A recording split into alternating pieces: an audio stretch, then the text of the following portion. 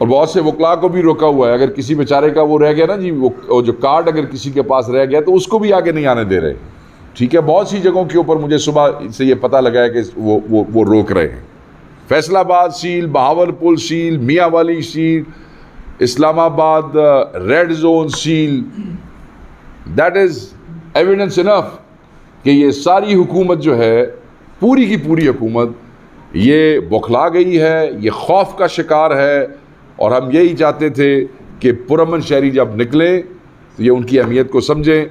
मैं बस आखिरी बात करूँगा, लास्ट वो इस बात का, वो ड्रैग इट एनी मोर, और वो सिर्फ ये है कि ये हमारा पाकिस्तान है, हमारा इस पे इतना ही हक है जितना आप लोगों का है जिनको जाली फॉर्म 47 के थ्रू इन ऐवानों में बिठाया गया है।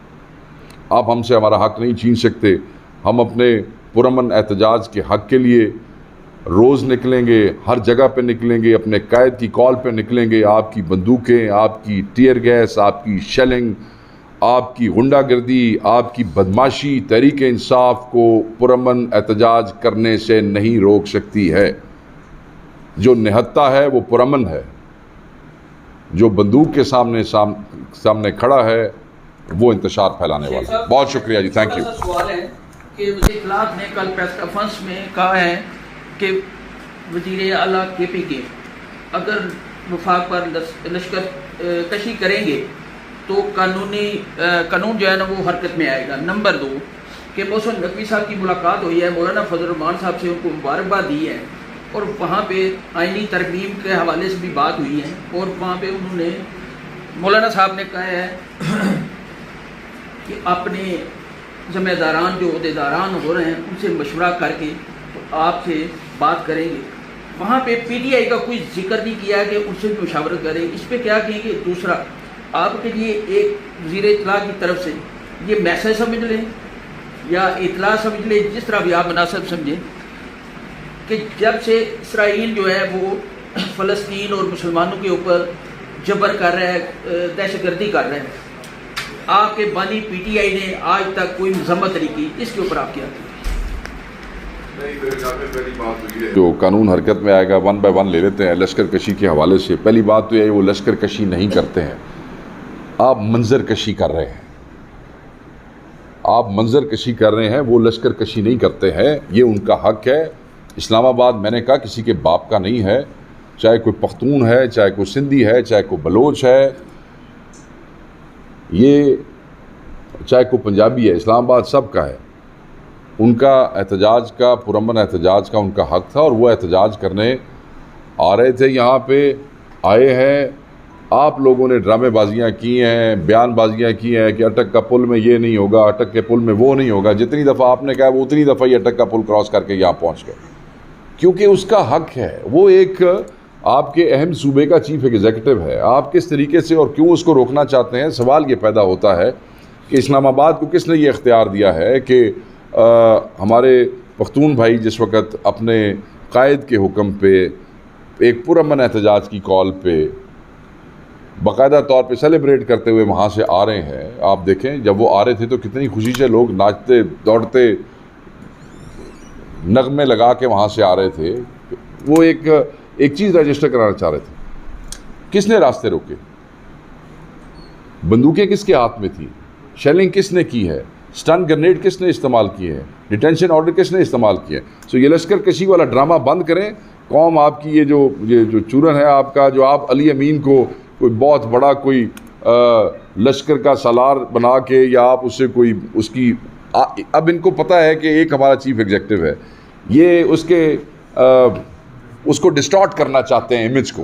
वो इस तरह नहीं होता, और ना आप कर सकते हैं, इसलिए कि आप जब आपके अपने पल्ले कुछ ना हो ना जी, तो आपकी जो भी स्टेटमेंट किसी और के बारे में हो उसका वेट कोई नहीं होता। दूसरा, आपने आईनी तरमीम की और मौलाना साहब की बात की।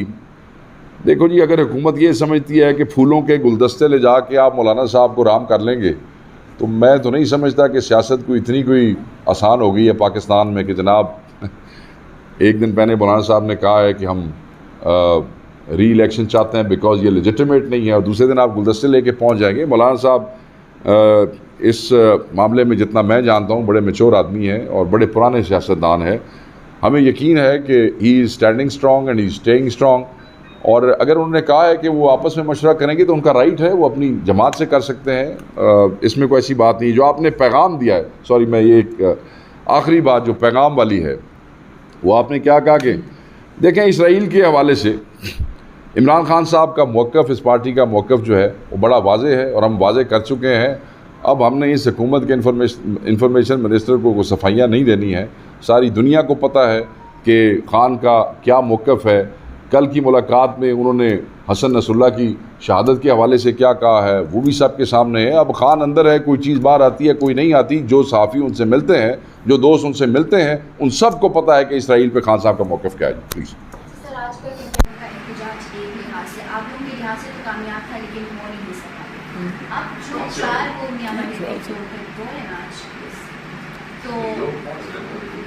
मतलब अभी तो इतनी रुकावटें कर दी है कि अब मैंने तो आपको ये बताया कि हमारी गिरफ्तारियां हो रही हैं। सवाल एमपीएस की क्योंकि गिरफ्तारियां हो रही हैं, उन्होंने ही लीड करना था। जो डी चौक वाला अब आप लोगों का एहतजाज है, डी चौक तो अभी से शुरू हो चुका है। कितने दिन लगेंगे आप यहाँ पे पहुँचने में, और क्या 4 को ये एहतजाज डी चौक में होगा और इसको आप कौन लीड करेगा? क्योंकि एमपीएस मेरे कायद ने जो हुक्म दिया है और जहाँ का हुक्म दिया है वैसे ही होगा। जो कायद का हुक्म है उसको सिर्फ कायद ही वापस ले सकता है, ना मैं ले सकता हूँ और ना कोई और ले सकता। उस पर जितने भी दिन लगे, जितनी भी रातें लगे, जो भी हो, जब कायद का हुक्म आ गया तो हुक्म आ गया, उसमें ना कोई चीज़ आगे है और ना कोई चीज़ पीछे है। तैयारियों को लेकर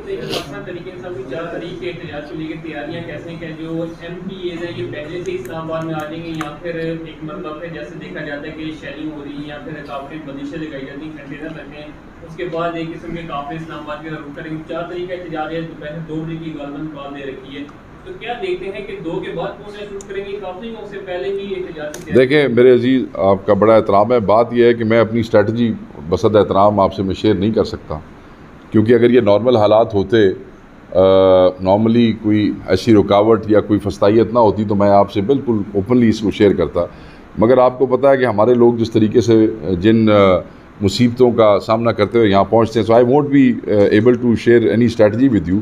हाँ, जो उनकी स्ट्रेटजी है वो कॉमन है, टिपिकल है कि जी आप शेलिंग करें, आप गोलियाँ बरसाएँ। पहले ट्रक ऐसे खड़े करते थे, आजकल इस दफ़ा सुना है कि मोटरवे पे ऐसे ट्रक खड़े कर देते हैं, पूरा किलोमीटर 8, 10, 12 ट्रक खड़े करके तो उनके टायर निकाल देते हैं कि उनको हटाया ना जा सके। तो जो आपने पिछली दफ़ा किया है वो अगले आप जब आएंगे तो उसका भी कोई बंदोबस्त सोच के आएंगे। तो हमें देखें, ये कोई खुदा न खास्ता रियासत या सरकार या हुकूमत के साथ जंग नहीं है किसी की। ये हमारे हुकूक दबाए जा रहे हैं, हमें बोलने नहीं दिया जा रहा, उसके ख़िलाफ़ एक एहतजाज है।